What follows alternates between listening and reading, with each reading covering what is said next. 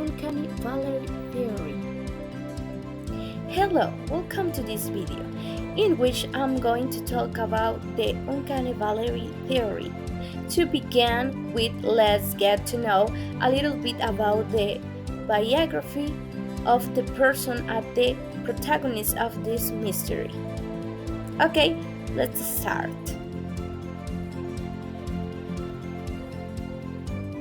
To begin with, let's get to know a little bit about the biography of the person and the protagonist of this mystery.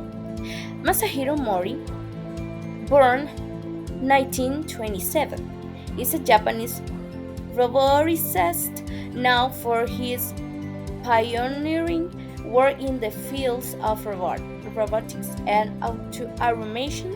His achievements in researching the emotional response of human to non-human entities, as well as for his views on religion.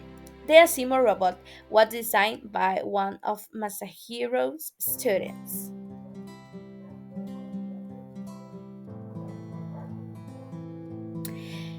This is where we will now focus on the facts of the uncanny valley mystery. In 1970, Mori published an article called The Uncanny Valley. An article Hiro decided that as robots become more human-like, they become more familiar to a creepy extent. According to Mori, those to create robots should not attempt to make them look too realistic. Also, Mori 1974 published another article to the Buddha in the robot. In this article, he talked about the implications of the metaphysics of robotics. He argued that robots have the Buddha nature within them.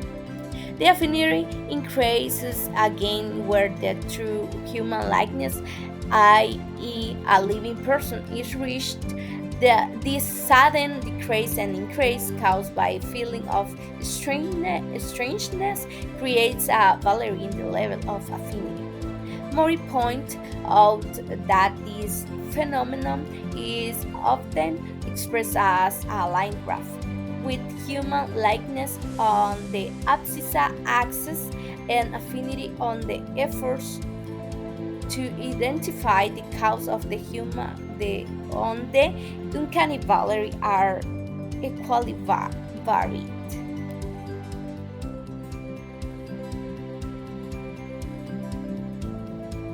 According to one study, what made participants most uneasy was the illusion of human consciousness caused by the near human likeness, the prospect that a robot could think and feel like humans. Another theory attributes into primal instinct.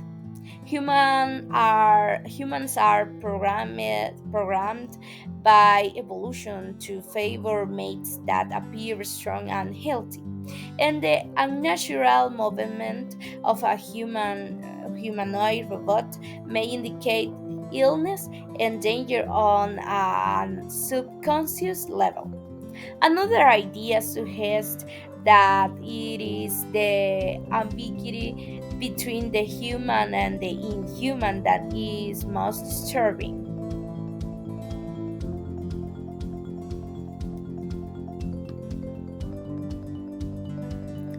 A few years ago, something strange happened since a process was cancelled by the experts once they discovered that some machines had developed their own language, almost impossible for their users to decipher, but more suitable and logical for the task they had to perform.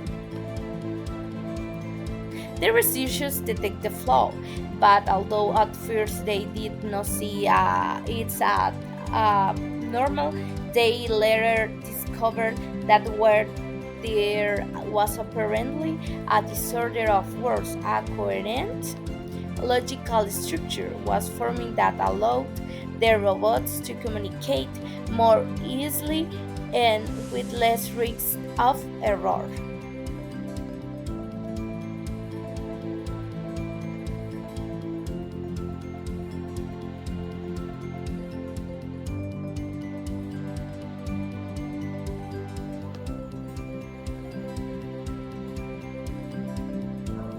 In conclusion, although the theory does not show logical hypothesis, there is no proof that a robot can have its own thought capable of behaving like a human being, although their artificial intelligence is too extensive.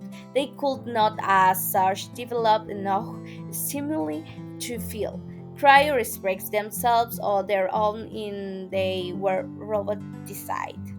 Mori may have some logic that robots are similar to human, but it could also have a refutable part because they are only similar in the physical aspect. But a robot cannot have its own thoughts, capable of creating its own language of developing feelings.